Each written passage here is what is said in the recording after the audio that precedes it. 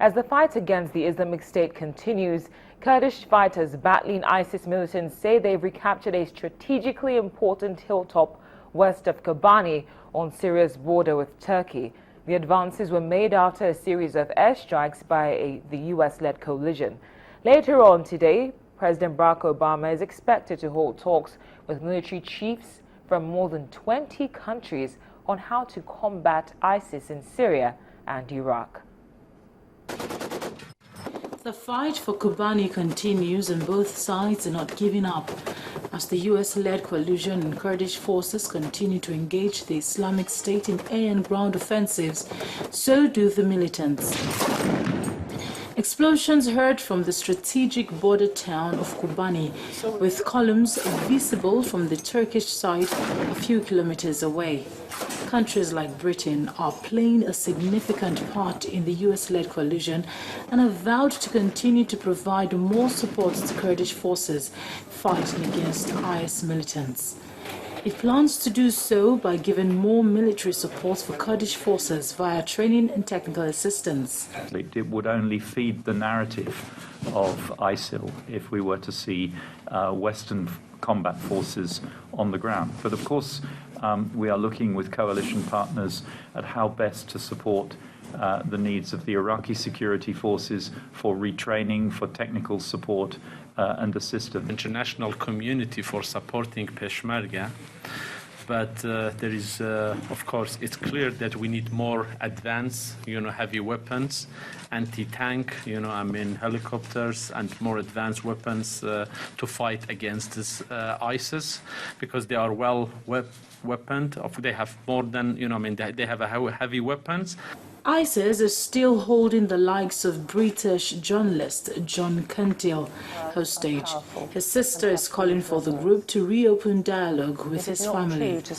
Cantil has appeared in a series of IS videos posted online entitled "Lend Me Your Years." In the first installment, Cantil says he was captured by the group after arriving in Syria in November 2012.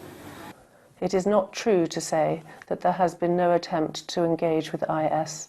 It is simply not accurate. This is frustrating for all parties, including those who are trying to assist us.